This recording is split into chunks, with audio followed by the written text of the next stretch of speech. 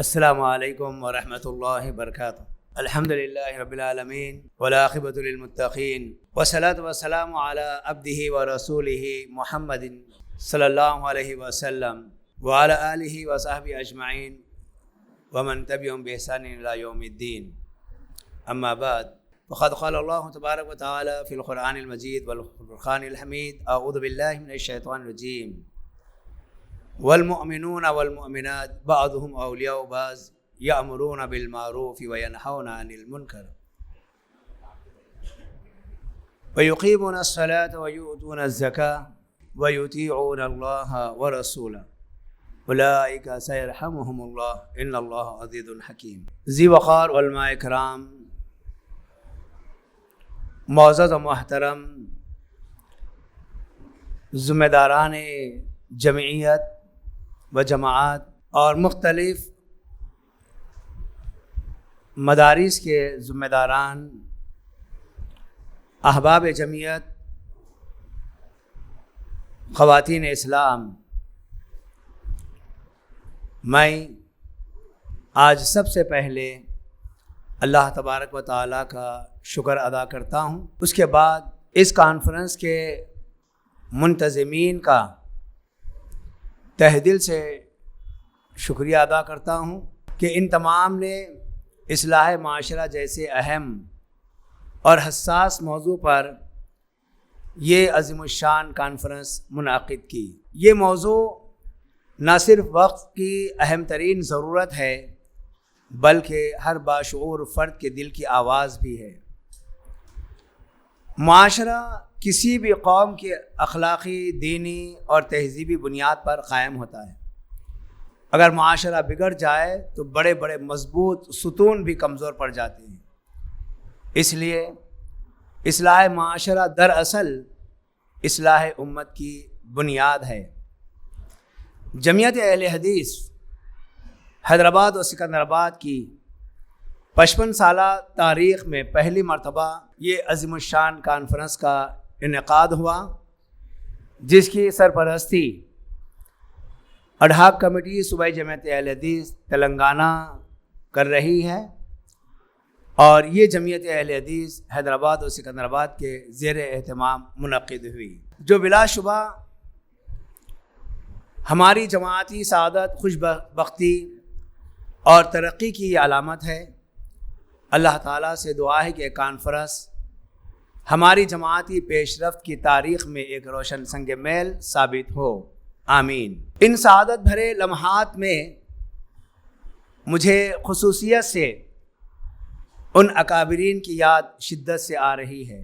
ہمارا بھی خون شامل ہے تزئین گلستان میں، ہمیں بھی یاد کر لینا چمن میں جب بہار آئے، جو کل تک ہمارے مربی، ہمارے سرپرست، ساتھی، رفیق کار، معاون اور مددگار تھے، وہ ہمارے علمی و جماعتی وقار کی علامت، رزم و بزم کی رونق تھے۔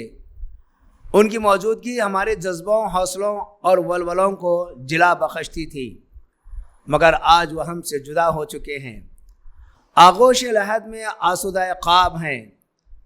اس کانفرنس کے موقع پر ان کی غیر موجودگی ذہنی اذیت و کرب کے ساتھ ایک شدید قلع و ضیاع کا احساس دلا رہی ہیں۔ ہم اللہ تعالیٰ سے دعا گو ہیں کہ وہ ان سب کو اپنی بے پایہ رحمتوں سے نوازے، جنت الفردوس میں درجات عطا فرمائے، ہمیں ان کا نعم الوطن عطا فرمائے، آمین یا رب العالمین۔ اور ان میں خصوصیت کے ساتھ مولانا صفی احمد مدنی، مولانا عبدالرحمن فاروقی، مولانا سید نعیم الرحمن، مولانا سید عبدالحکیم، مولانا عبدالحق محمدی، مولانا محمد عبدالقدیر محمدی۔ ابھی 2 دن قبل اس کانفرنس کے اشتہارات چھپنے کے بعد ہمارے رکن عاملہ محمد یوسف صاحب تاڑبن اور اسی طرح اسماعیل صاحب کے والد محمد افضل صاحب اس دنیا سے، یہ 2 شخصیتیں ابھی 2 دن 3 دن میں رخصت ہوئی ہیں۔ اللہ ان تمام مرحومین کی مغفرت فرمائیں۔ بزرگوں اور بھائیوں، ہماری دعوت کوئی نئی دعوت نہیں ہے کہ وہ اپنے لیے اصول و فلسفہ سازی کی محتاج ہو، بلکہ یہ عین اسلام کی دعوت ہے۔ ہم ادیان و مذاہب، عقائد و نظریات، اصول و تحریکات کی گھنگور گھٹاؤں میں ہر مشکوک دروازے، ہر تاریک راہ کو چھوڑ کر صرف اسی روشن اور تابناک شاہراہ پر چلنے کے قائل اور عامل ہیں، جس کے بارے میں قرآن کریم کا ارشاد ہے وَأَنَّ هَذَا صِرَاطِي مُسْتَقِيمًا فَاتَّبِعُوهُ وَلَا تَتَّبِعُوا السُّبُلَ فَتَفَرَّقَ بِكُمْ عَنْ سَبِيلِهِ، یہی ہے میری شاہراہ، اسی پر چلو، دوسرے راستوں پر مت چلو، وہ تمہیں اللہ کی شاہراہ سے الگ تھلگ پھینک دیں گے۔ اور جس کے بارے میں پیغمبر صلی اللہ علیہ وسلم کا یہ مژدہ جاویداں کہ اس شاہراہ پر چلنے والے اللہ تعالیٰ کے وہ مدد یافتہ جماعت طائفہ منصورہ ہے، جس کے تعلق سے نبی کریم صلی اللہ علیہ وسلم نے فرمایا لا تزال طائفة من امتی ظاہرین علی الحق لا یضرهم من خذلهم حتی یأتی امر اللہ وهم کذالک، کہ اس کی مخالفت کرنے والے اس کا کچھ بگاڑ نہیں سکیں گے، بلکہ لا یحید عنہا الا حالک، جو اس شاہراہ سے کترائے وہ خود تباہ ہو جائے گا۔ یہ شاہراہ کیا ہے؟ یہ کون سی راہ ہے؟ کون سا راستہ ہے؟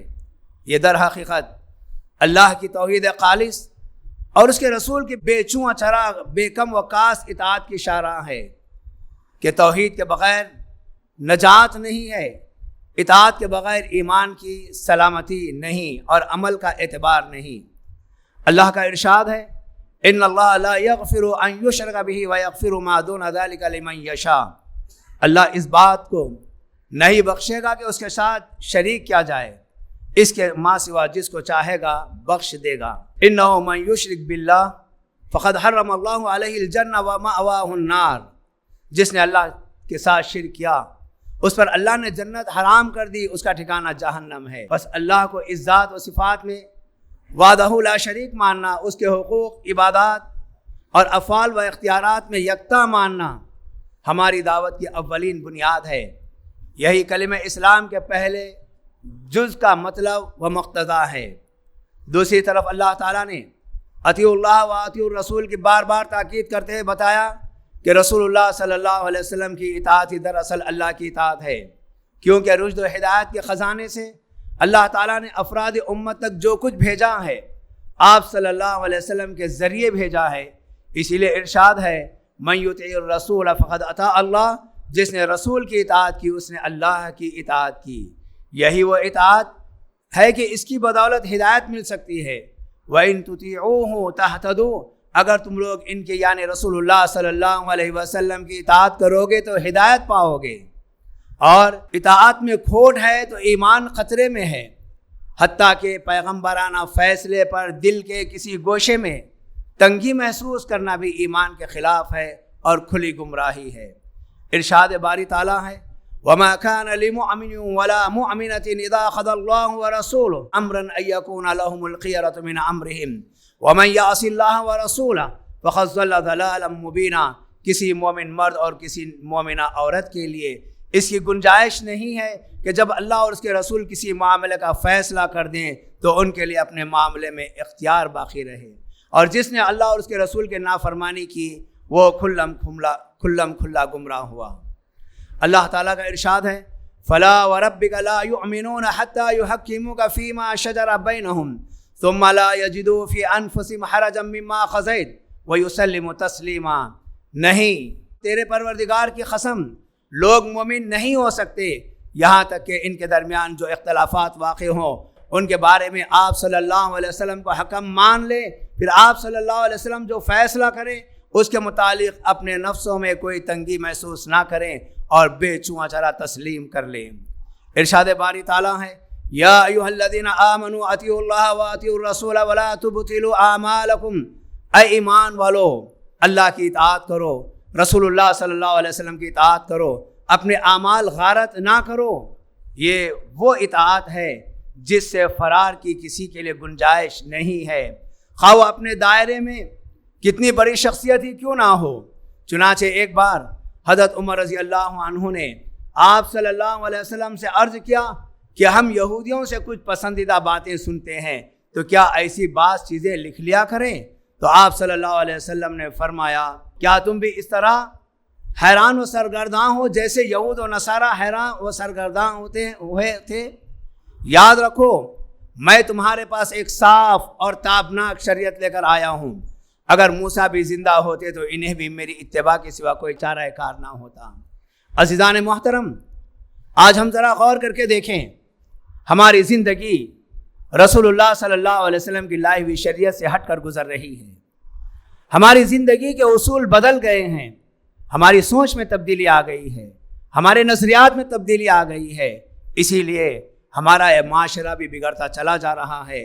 آج یہ جو کانفرنس رکھی گئی ہے، انہیں صحیح راستہ اپنانے کے لیے اور بگڑے ہوئی چیزوں کو ختم کرنے کے لیے اصلاح معاشرہ کی پہلی سیڑھی دل اور کردار کی اصلاح ہے.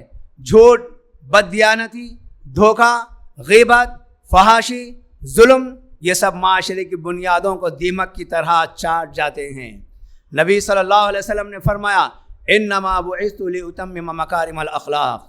آئیے عزیزان محترم، ہمارا خاندان معاشرے کی پہلی درسگاہ ہے. آج ہمارے گھروں میں برکتیں ختم ہو گئی ہیں، ہماری اولاد ہماری نافرمان بن گئی ہیں، نوجوان نسل بے راہ روی کا شکار ہو گئی ہے. آخر کیوں؟ اگر والدین گھروں میں عقیدہ توحید، نماز کی پابندی، قرآن مجید کی تلاوت، والدین کی اطاعت، حقوق الزوجین کا درس دیں گے، پورا معاشرہ سدھر جائے گا، بلکہ خوبصورت اور مزین نظر آئے گا. اور یہ ہمارے نوجوان یہ قوم کے مستقبل ہیں. نوجوانوں، تمہارے ہاتھ میں اس قوم کی باغ ڈور ہے. اگر تم سنجیدہ، باکردار اور دیانتدار ہو تو معاشرے کا ترقی کرنا تمہارے ہاتھ میں ہے.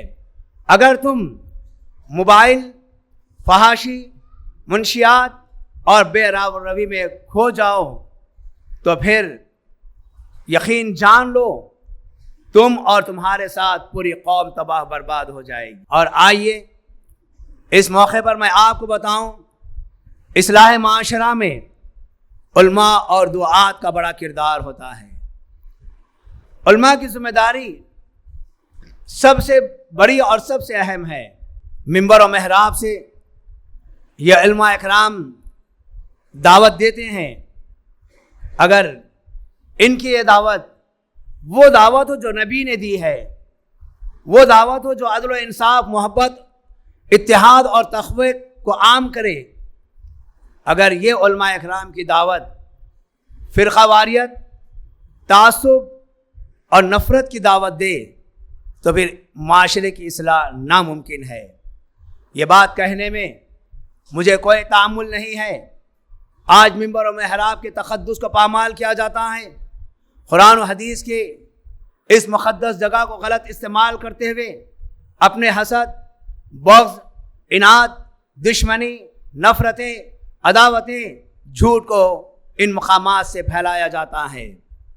پہلے قرآن و حدیث کے دروس یہی علماء کرام اور یہی دعات کی زبان سے نکلتے تو دل کانپ جاتا، روح تڑپ جاتی، آنکھیں بہنے لگتی، ماحول پر رقت طاری ہوتا تھا، زندگیوں میں تبدیلی آ جاتی، ماحول پرسکون، حالات پر امن، ان کے چہروں سے تقوی و پرہیزگاری کے آثار نمودار ہوتے تھے.